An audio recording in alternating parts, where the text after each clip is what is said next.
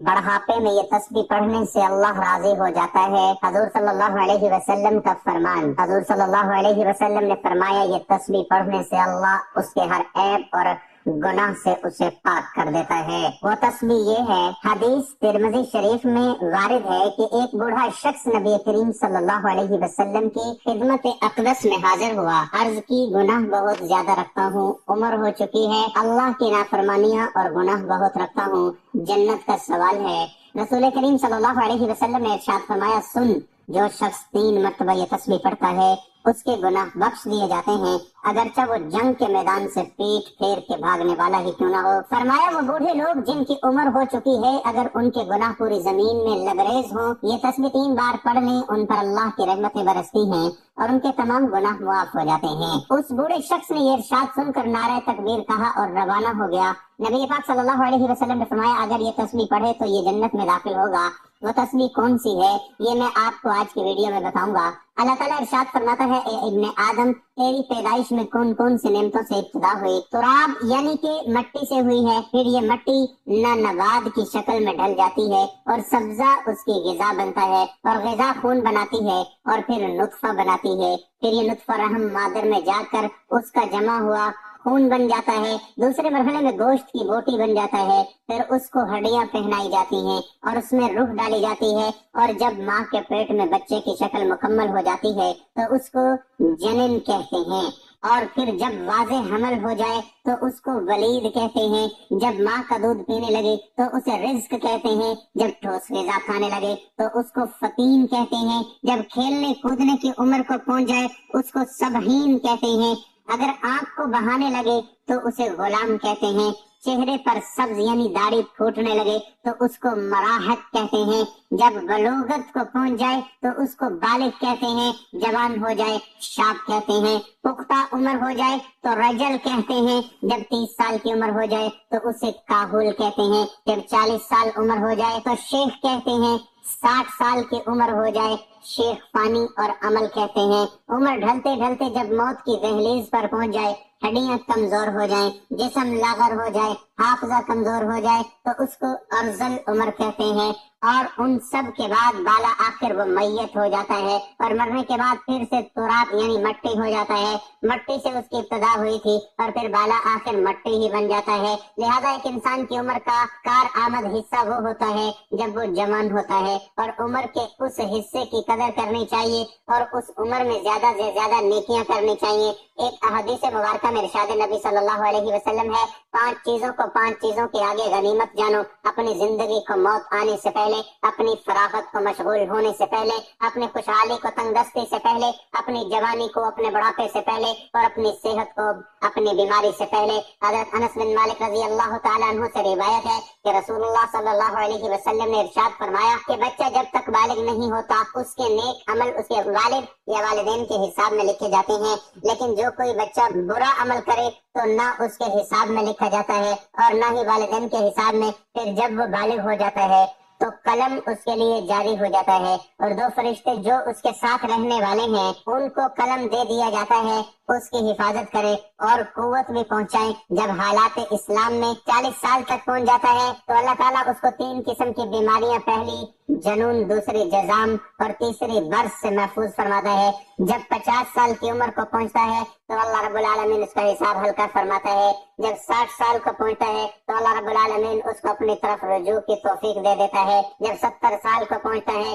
تو سب آسمان والے اس بوڑھے سے محبت کرنے لگ جاتے ہیں، اور جب اس کی عمر 80 سال ہو جائے تو اللہ تعالیٰ اس کے حسنات کو لکھتے ہیں اور سید کو معاف فرما دیتے ہیں۔ پھر جب 90 سال کی عمر ہو جاتی ہے تو اللہ تبارک و تعالیٰ اس کے سارے اگلے پچھلے گناہ معاف فرما دیتا ہے اور اس کو اپنے گھر والوں کے معاملے میں شفاعت کرنے کا حق فرما دیتا ہے اور اس کی شفاعت قبول فرماتا ہے، اور اس کا لقب امین اللہ اور اسیر اللہ، فل ارض یعنی زمین پر اللہ کا قیدی ہو جاتا ہے، کیونکہ اس عمر تک پہنچنا عموماً انسان کی قوت باہم ختم ہو جاتی ہے۔ کسی چیز میں اس کے لیے لذت نہیں رہتی، ایک قیدی کی طرح زندگی گزارتا ہے، اور جب وہ ایک عرض لعمر تک پہنچ جائے تو اس کے تمام نیک عمل نامہ اعمال میں برابر لکھے جاتے ہیں جو اپنی صحت و قوت کے زمانے میں کیا کرتا تھا، لیکن اگر اس سے کوئی گناہ سرزد ہو جائے تو وہ لکھا نہیں جاتا۔ حضرت ابو بکر صدیق رضی اللہ تعالیٰ عنہ فرماتے ہیں، ایک مرتبہ ایک شخص نبی کریم صلی اللہ علیہ وسلم کی خدمت اقدس میں حاضر ہوا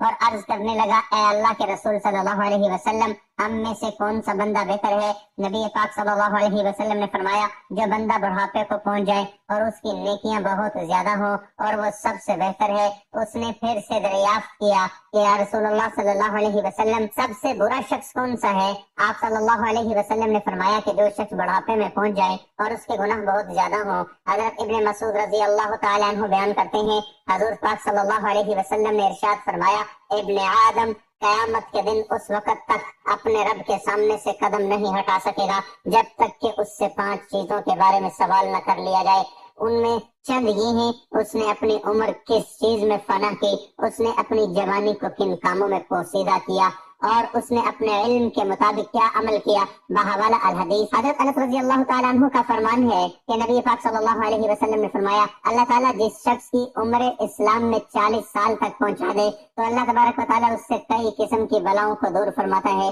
پہلی جزام، دوسری مرض اور شیطان کے غضب ناک کرنے کو، اور اللہ تعالیٰ جس شخص کی عمر اسلام میں 50 سال کو پہنچا دے تو اللہ سبحانہ تعالیٰ اس پر حساب کتاب کو آسان فرما دیتا ہے۔ ایک مسلمان کے لیے عمر کا ہر ایک حصہ اللہ تعالیٰ کی نعمت اور بیش بہا عطا ہے، لیکن ارذل عمر سے پناہ مانگنی چاہیے۔ اللہ تعالیٰ نے قرآن مجید میں ارشاد فرمایا، اور اللہ نے تم کو پیدا کیا اور پھر وہی تم کو وفات دے گا، اور تم میں سے بعض کو عرض ناکارہ عمر کی طرف لوٹا دیا جاتا ہے تاکہ انجام کار وہ حصول علم کے بعد کچھ نہ جان سکے۔ حضرت سعد رضی اللہ تعالیٰ عنہ کا بیان ہے کہ نبی پاک صلی اللہ علیہ وسلم نے ارشاد فرمایا، نمازوں کے بعد ان چیزوں سے پناہ طلب کیا کرو، اے اللہ میں بزدلی سے تیری پناہ میں آتا ہوں، اور میں اس سے تیری پناہ میں آتا ہوں کہ مجھے ارذل عمر کی طرف لوٹا دیا جائے، اور میں عذاب قبر سے تیری پناہ میں آتا ہوں۔ بحوالہ حدیث صحیح بخاری۔ اس حدیث پاک سے واضح ہے کہ نبی کریم صلی اللہ علیہ وسلم نے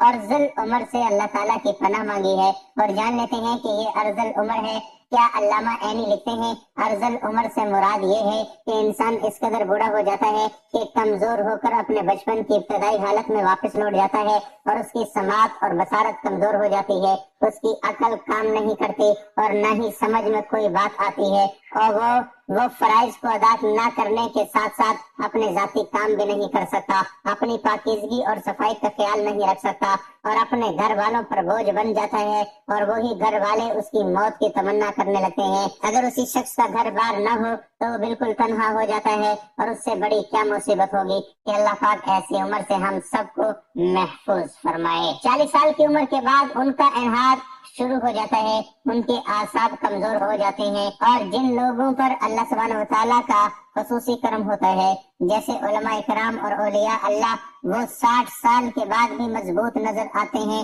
اور ان کے حواس قائم رہتے ہیں۔ حضرت ابن عباس رضی اللہ تعالی عنہ نے روایت کی ہے، سورۃ النحل کی آیت میں ارذل عمر کا جو تذکرہ ہے مسلمانوں کے لیے نہیں ہے، کیونکہ مسلمانوں کی عمر جس قدر زیادہ ہو جاتی ہے اللہ تعالیٰ کے نزدیک اس کی عزت اور کرامت بڑھتی جاتی ہے، اور اس کی عقل معرفت بھی زیادہ ہو جاتی ہے۔ اور حضرت ابو اکرمہ نے کہا کہ جو قرآن مجید کی تلاوت کرتا رہتا ہے وہ ارذل عمر کی طرف نہیں لوٹایا جاتا۔ ایک مرتبہ ایک شخص نے حضرت علی کرم اللہ وجہ الکریم کی خدمت میں حاضر ہو کر یہ سوال کیا، امیر المومنین، میرے بال سفید ہوتے جاتے ہیں، اس کا کیا مقصد ہے؟ حضرت علی کرم اللہ وجہ الکریم نے فرمایا کہ جب حضرت آدم علیہ السلام زمین پر آئے اور وہ بوڑھے ہونے لگے تو ان کے بال بھی سفید ہونے لگے، اور جب پہلی مرتبہ حضرت آدم علیہ السلام نے اپنے بالوں کو سفید ہوتے ہوئے دیکھا تو اللہ تبارک و تعالیٰ سے عرض کی، اے اللہ میرے بال کیوں سفید ہو رہے ہیں؟ تو رب کریم نے فرمایا کہ بال کا سفید ہونا بڑھاپے اور بزرگی اور تجربات میں فراوانی کی طرف اشارہ ہے، اور انسان کا بوڑھا ہو جانا انسان کو نفسانی خواہشات سے دور کرتا ہے، اور اس بات کو واضح کرتا ہے کہ اس شخص کے پاس زندگی میں تجربات ہیں جن سے مشورہ لے کر آپ اپنے آپ کو بہتر بنا سکتے ہیں۔ اس لیے اللہ تعالیٰ بوڑھوں کے مشورے زیادہ پسند فرماتا ہے، یعنی کہ بوڑھوں کے پاس جو تجربات ہوتے ہیں وہ اچھے مشورہ دیتے ہیں۔ حدیث مبارکہ میں اللہ کے نبی کریم صلی اللہ علیہ وسلم کا ارشاد مبارک ہے، 4 شخص ایسے ہیں جن سے اللہ تبارک و تعالیٰ قیامت کے دن نہ بات فرمائیں گے، نہ ہی انہیں پاک فرمائیں گے، اور نہ ہی ان کی طرف رحمت سے دیکھیں گے، اور ایسے لوگوں کے لیے دردناک عذاب ہوگا۔ پہلا وہ شخص جو قسمیں اٹھا کر مال فروخت کرنے والا ہو اور اس کی عمر بھی بڑھاپے میں پہنچی ہو، اور وہ قسمیں اٹھاتا ہو خواہ وہ سچی ہوں یا جھوٹی، اللہ سبحانہ وتعالیٰ اس سے نفرت فرماتا ہے۔ حضرت ابو ہریرہ رضی اللہ تعالیٰ عنہ سے روایت ہے کہ نبی کریم صلی اللہ علیہ وسلم نے فرمایا، قسم اٹھانے سے سامان تو فروخت ہو جاتا ہے مگر اس سے برکت ختم ہو جاتی ہے۔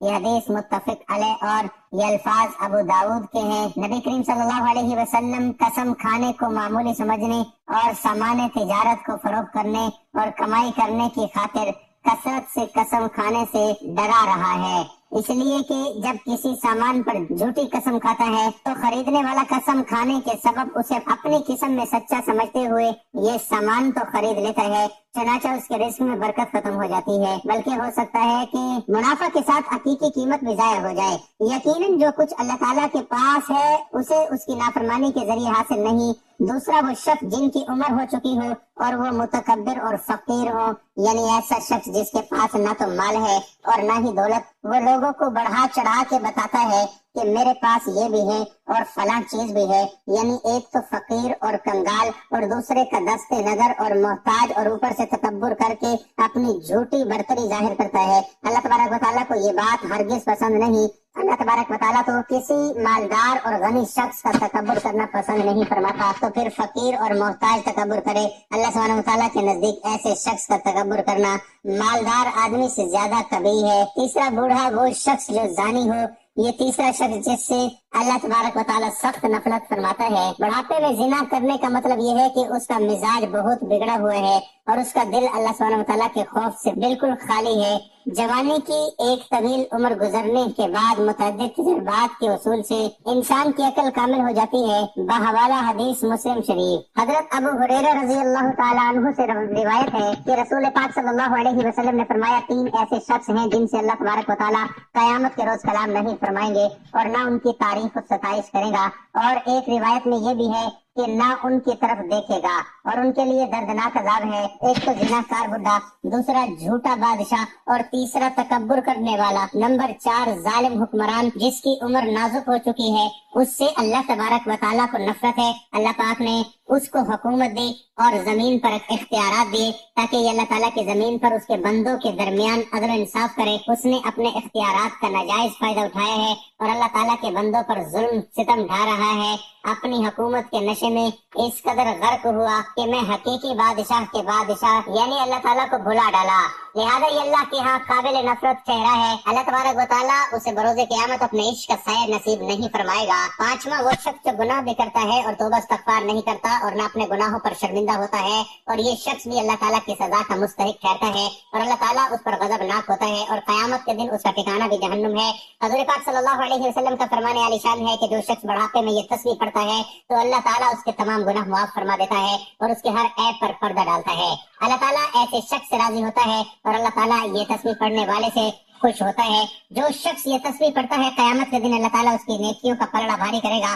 اور گناہوں کو معاف فرما دے گا انشاءاللہ۔ ناظرین، وہ تسبیح یہ ہے، استغفر اللہ ربی من کل ذنب واتوب الیہ۔ جو شخص کسی بھی نماز کے بعد یا دن میں جب آپ کو وقت ملے یہ تسبیح پڑھ سکتے ہیں، استغفر اللہ ربی من کل ذنب واتوب الیہ۔ یہ تسبیح پڑھنے سے پہلے آپ نے درود پاک پڑھنا ہے، اللہم صلی علی محمد وعلی آل محمد کما صلیت علی ابراہیم وعلی آل ابراہیم انک حمید مجید، اللہم بارک علی محمد وعلی آل محمد کما بارکت علی ابراہیم وعلی آل ابراہیم انک حمید مجید۔ درود پاک پڑھنے کے بعد آپ نے ایک تسبیح استغفر اللہ ربی من کل ذنب واتوب الیہ، استغفر اللہ ربی من کل ذنب واتوب الیہ، اور یہ تسبیح آپ دن میں کسی بھی وقت پڑھ سکتے ہیں۔ یہ تسبیح پڑھنے کے بعد آپ نے درود پاک پڑھنا ہے۔ درود پاک پڑھنے کے بعد اللہ تعالیٰ سے اپنے گناہوں کی معافی مانگنی ہے، سچی توبہ کرنی ہے۔ توبہ کرنے کا مقصد یہ ہوتا ہے کہ آئندہ کوئی گناہ نہیں کرنا، تو اسی طرح عزم کر کے آپ نے توبہ کرنی ہے، نیک اعمال کرنے کی طرف توجہ دینی ہے اور نماز پنجانہ ادا کرنے کا ارادہ کرنا ہے۔ حضرت ابو ہریرہ رضی اللہ تعالیٰ عنہ سے روایت ہے کہ نبی کریم صلی اللہ علیہ وسلم نے ارشاد فرمایا کہ انسان پر صدقہ واجب ہے، اس طرح ایک اور جملہ آپ نے ارشاد فرمایا، تم میں سے جو آدمی بھی صبح کا سورج دیکھتا ہے اس کے ہر جوڑ پر صدقہ واجب ہو جاتا ہے۔ یعنی نبی کریم صلی اللہ علیہ وسلم کے ان ارشادات کی روشنی میں ہمیں پتہ چلتا ہے کہ جیسے ہی ہم پر اگلا دن چڑھتا ہے ہمارے جتنے بھی جوڑ ہیں، یعنی ہمارے جسم میں 360 کے قریب جوڑیں، ان تمام فہرست کا صدقہ واجب ہو جاتا ہے۔ لیکن ہم میں سے کتنے ایسے لوگ ہیں جو کہ اپنے جسم پر واجب ہونے والے اس صدقے کو دیتے ہیں؟ ہم میں سے زیادہ تر لوگ تو تب ہی صدقہ دیتے ہیں جب ہم بیمار پڑتے ہیں یا ہم پر کوئی بڑی مصیبت نازل ہو جاتی ہے۔ اس سے پہلے تو صدقہ دینے کا نہ تو ہمارے ذہن میں کوئی تصور ہوتا ہے اور نہ ہی ہم میں سے زیادہ تر لوگ صدقہ دیتے ہیں، اور یہی وجہ ہے کہ ہماری زندگیوں میں اچانک سے مصیبتیں، پریشانیاں اور تنگی آتی چلی جاتی ہیں اور ہمیں سمجھ نہیں آ رہا ہوتا کہ ہم زندگی میں ایسی کون سی غلطی کر رہے ہیں جس کی وجہ سے ہماری زندگی میں مسئلے اور پریشانیاں بڑھتی جا رہی ہیں، ہم پر بلائیں نازل ہوتی رہی ہیں، ہم پر رزق کی تنگی ہو رہی ہے اور ہم مسلسل پریشانیوں کے بوجھ کے نیچے دبے جا رہے ہیں۔ اصل میں وہ وجہ ہوتی ہے صدقہ نہ دینا۔ اسلامی تعلیمات اور نبی کریم صلی اللہ علیہ وسلم کے مختلف ارشادات کی روشنی میں ہمیں پتہ چلتا ہے کہ آسمان سے بلائیں نازل کی جاتی ہیں۔ یہ بلائیں اپنے مختلف بیماریاں، مصیبتیں اور پریشانیاں لے کر آتی ہیں۔ کوئی بلا اپنے ساتھ بیماری لاتی ہے تو کوئی حادثہ، تو کوئی رزق کی تنگی، لیکن صدقہ کرنا ہمیں نہ صرف ان بلاؤں سے بچاتا ہے بلکہ غربت اور پریشانیوں سے بھی بچاتا ہے۔ صدقے کی وجہ سے ہمارے رزق اور دولت میں اضافہ ہوتا ہے اور گھر میں برکت ہوتی ہے۔ اس کے علاوہ ہمیں بھی پتہ چلتا ہے کہ صرف مال خرچ کر کے ہی صدقہ نہیں دیا جاتا،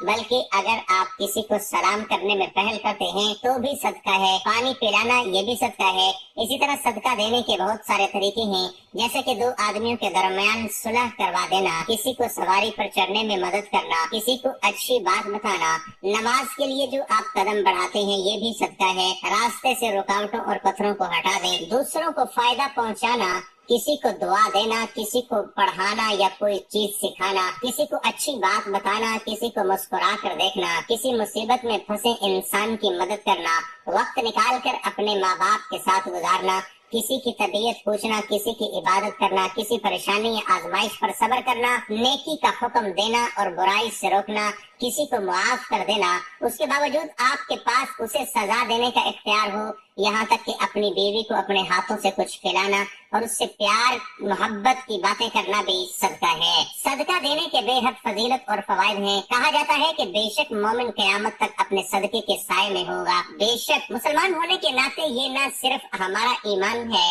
بلکہ عام مشاہدہ اور تجربہ بھی ہے کہ جب ہم اللہ تعالیٰ کی راہ میں خرچ کرتے ہیں، اپنی نیت صاف رکھتے ہیں اور دکھاوا نہیں کرتے، تب اللہ تعالیٰ اس نیکی کو کئی گنا بڑھا کر ہمیں لوٹا دیتے ہیں۔ اللہ تعالیٰ قرآن مجید میں ارشاد فرماتے ہیں، اے ایمان والو، اللہ کی راہ میں ہمارے دیے ہوئے میں سے خرچ کرو۔ ہم انسانوں کی اوقات کچھ نہیں، نہ ہی ہمارے بس میں کچھ ہے، ہم پر ساری عنایات اس رب کی ہیں جو اس جہان کا مالک ہے۔ یہ اسی ذات کا کرم ہے کہ اس نے ہمیں دینے والوں میں سے بنایا ہے، لہذا یہ ہمارا فرض ہے کہ ہم اس عطا کردہ رزق سے غریبوں، مسکینوں، لاچاروں، مجبور، ضرورت مندوں، یتیموں اور بے سہارا لوگوں کی مدد کریں۔ ان کی ضروریات کا اس طرح ایک خیال کریں جس طرح اللہ سبحانہ وتعالی ہماری ضروریات کا خیال اور ہمارے گناہوں کا پردہ رکھتے ہیں۔ اے اللہ، میری ہر درخواست کو قبول فرما اور میری حاجتیں برلا، اور جبکہ تو نے استجابت دعا کا ذمہ لیا ہے تو میری دعا کو رد نہ کر، اور جبکہ تو نے مجھے دعا کا حکم دیا ہے تو میری دعا کو اپنی بارگاہ سے روک نہ دے، اور جن چیزوں سے میرا دینی و دنیاوی مفاد وابستہ ہے ان کی تکمیل سے مجھ پر احسان فرما، جو یاد ہوں اور جو بھول گیا ہوں، ظاہر کی ہوں یا پوشیدہ رہنے دی ہوں، اعلانیہ طلب کی ہوں یا در پردہ، ان تمام صورتوں میں اس وجہ سے کہ تجھ سے سوال کیا ہے، نیک و عمل کی اصلاح کرنے والوں، اور اس بنا پر کہ تجھ سے طلب کیا ہے، کامیاب ہونے والوں، اور اس سبب سے کہ تجھ پر بھروسہ کیا ہے، غیر مسترد ہونے والوں میں سے قرار دے، اور ان لوگوں میں شمار کر جو تیرے دامن میں پناہ لینے کے خودگر، تجھ سے بیوقار میں فائدہ اٹھانے والے اور تیرے دامن عزت میں پناہ گزی ہیں، جنہیں تیرے ہم گیر فضل اور جود و کرم سے رزق حلال میں فراوانی حاصل ہوئی ہے، تیری وجہ سے ذلت سے عزت تک پہنچتے ہیں، اور تیرے عدل و انصاف کے دامن میں ظلم سے پناہ لی ہے، اور رحمت کے ذریعے بلا مصیبت سے محفوظ ہیں، اور تیری بے نیازی کی وجہ سے فقیر سے غنی ہو چکے ہیں، اور تیرے تقوی کی وجہ سے گناہوں، لغزشوں اور خطاؤں سے معصوم ہیں، اور تیری اطاعت کی وجہ سے خیر و رشد و ثواب کی توفیق انہیں حاصل ہے، اور تیری قدرت سے ان کے اور گناہوں کے درمیان پردہ حائل ہے، اور جو تمام گناہوں سے دستبردار اور تیرے جوار رحمت میں مقیم ہے، اللہ ہم سب کا حامی ناصر ہو، آمین ثم آمین۔ دعا ہے کہ اللہ تعالیٰ نیکی کی بات کو سننے سمجھنے اور اس پر عمل کرنے کی توفیق عطا فرمائے، میرا سنانا اور آپ کا سننا اپنی بارگاہ میں قبول و منظور فرمائے، آمین۔ ناظرین، گزارش ہے کہ اپنے رزق میں برکت، وسعت اور کشادگی کے لیے اللہ تعالیٰ کے 99 ناموں میں سے کوئی ایک نام کمنٹ میں ضرور شیئر کریں، اللہ تعالیٰ ہم سب کا حامی ناصر ہو، آمین، جزاک اللہ۔